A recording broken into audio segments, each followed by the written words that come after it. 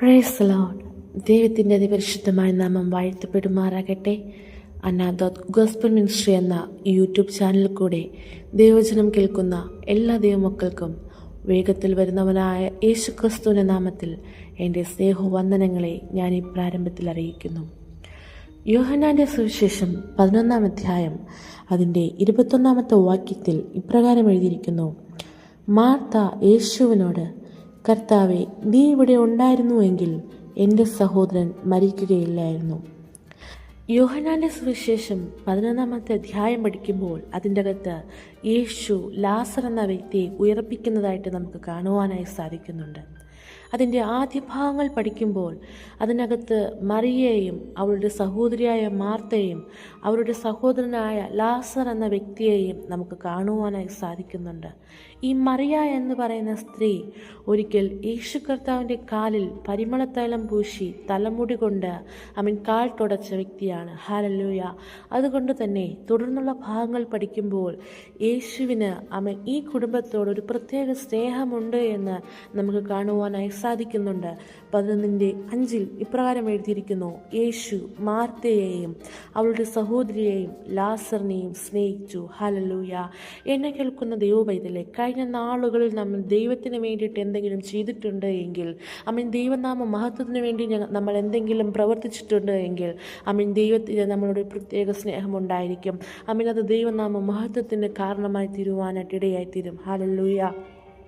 എന്നാൽ സ്തോത്രം, ഒരിക്കൽ ലാസർ എന്ന് പറയുന്ന ഈ വ്യക്തി ദീനം ബാധിച്ച് കിടക്കുന്നുവെന്ന് യേശു അറിയുവാനായിട്ട് ഇടയായിത്തീരുന്നു. ഹല്ലേലൂയ. 4-ാമത്തെ വാക്യത്തിൻ്റെ അകത്ത് യേശു കർത്താവ് ഇങ്ങനെ പറയുവാനായിട്ട് ഇടയായിത്തീരുന്നു: സ്തോത്രം, ഈ ദീനം മരണത്തിനായിട്ടല്ല, ദൈവപുത്രൻ മഹത്വപ്പെടേണ്ടതിന് ദൈവത്തിൻ്റെ മഹത്വത്തിനായിട്ടത്രേ എന്ന് പറഞ്ഞു. ഹല്ലേലൂയ.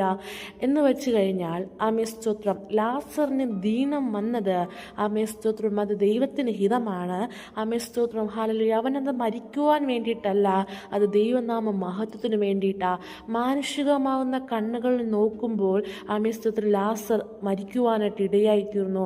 പക്ഷേ യേശു കർത്താവ് മുന്നേ അത് തിരിച്ചറിഞ്ഞ് ഇങ്ങനെ പറയുവാനായിട്ട് ഇടയായിത്തീർന്നു, ദൈവനാമ മഹത്വത്തിന് വേണ്ടിയിട്ടാണ്.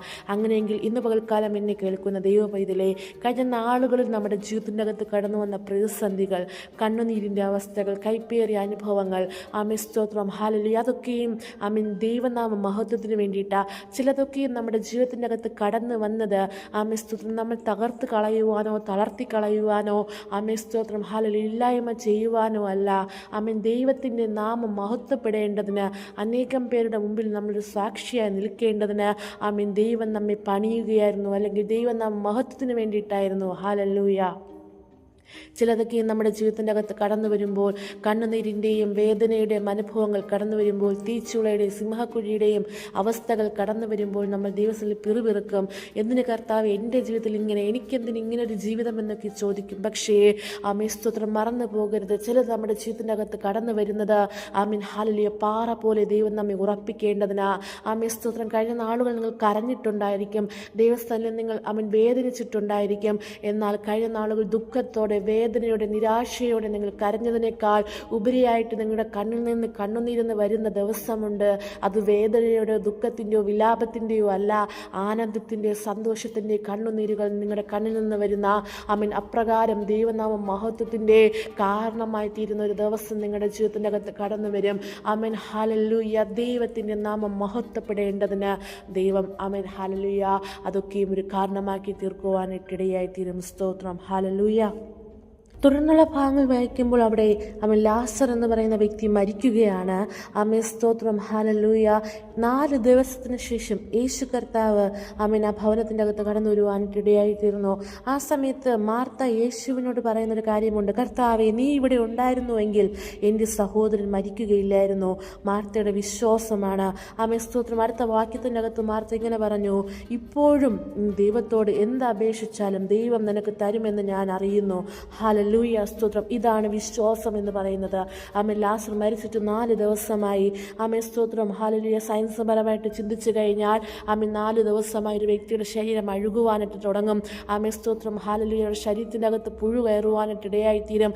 എന്നാൽ ആമേൻ സ്തോത്രം ഇവിടെ മാർത്ത പറയുകയാണ്, ഇപ്പോഴും നിനക്ക് ചിലത് ചെയ്യുവാനായിട്ട് സാധിക്കുമെന്ന് ഞാൻ അറിയുന്നു. Amen hallelujah. അപ്രകാരം ഒരു വിശ്വാസം മാർത്തയുടെ ജീവിതത്തിൻ്റെ അകത്തുണ്ടായി.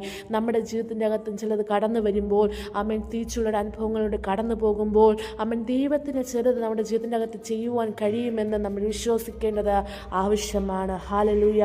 തുടർന്നുള്ള ഭാഗങ്ങൾ വായിക്കുമ്പോൾ അതിൻ്റെ അകത്ത് യേശുവിൻ്റെ ഉള്ളം നൊന്തു എന്ന് നമുക്ക് കാണുവാനായി സാധിക്കുന്നുണ്ട്. അതിൻ്റെ 11 അവൻ 33 വാക്യം, അവൾ കരയുന്നതും അവളോട് കൂടെ വന്ന യഹൂദന്മാർ കരയുന്നതും യേശു കണ്ടിട്ട് ഉള്ളം നൊന്തു കലങ്ങി. ഹല്ലേലൂയ. ആമേൻ സ്തോത്രം. അതിൻ്റെ അവൻ 38 വാക്യത്തിൻ്റെ അകത്ത് പിന്നെയും യേശുവിൻ്റെ ഉള്ളം നൊന്തു എന്ന് നമുക്ക് കാണുവാനായി സാധിക്കുന്നുണ്ട്. എന്നെ കേൾക്കുന്ന ദൈവ പൈതലേ, ആമേൻ സ്തോത്രം. ഹല്ലേലൂയ. നമ്മുടെ ജീവിതത്തിൻ്റെ അകത്ത് പ്രതിസന്ധികൾ, പ്രശ്നങ്ങൾ കടന്നു വരുമ്പോൾ അത് നോക്കി ചിരിക്കുന്ന, ആനന്ദിക്കുന്ന ഒരു ദൈവത്തെ അല്ല നമ്മൾ ആരാധിക്കുന്നത്. Amen hallelujah. നമ്മുടെ വേദനകൾക്കകത്ത് നമ്മളെക്കാൾ ഉപരിയായിട്ട് ആമേൻ സ്തോത്രം ഹൃദയം നൊന്തു കലങ്ങുന്ന ഒരു ദൈവത്തെയാണ് നമ്മൾ ആരാധിക്കുന്നത്. അങ്ങനെയെങ്കിൽ നിങ്ങൾ കടന്നു പോകുന്ന വിഷയങ്ങൾക്കകത്ത് നിങ്ങൾക്ക് വേണ്ടിയിട്ട് കരുതുവാൻ ദൈവം ശക്തനാണ്. ആമേൻ. നിങ്ങളുടെ ജീവിതത്തിൻ്റെ അകത്ത് കടന്നു വരുന്ന പ്രതിസന്ധികളെ നോക്കി ആമേൻ ഉള്ളം നൊന്തു കരയുന്ന ഒരു അപ്പനെയാണ് നമ്മൾ ആരാധിക്കുന്നത്. ആ ദൈവം നമ്മെ കൈവിടത്തില്ല.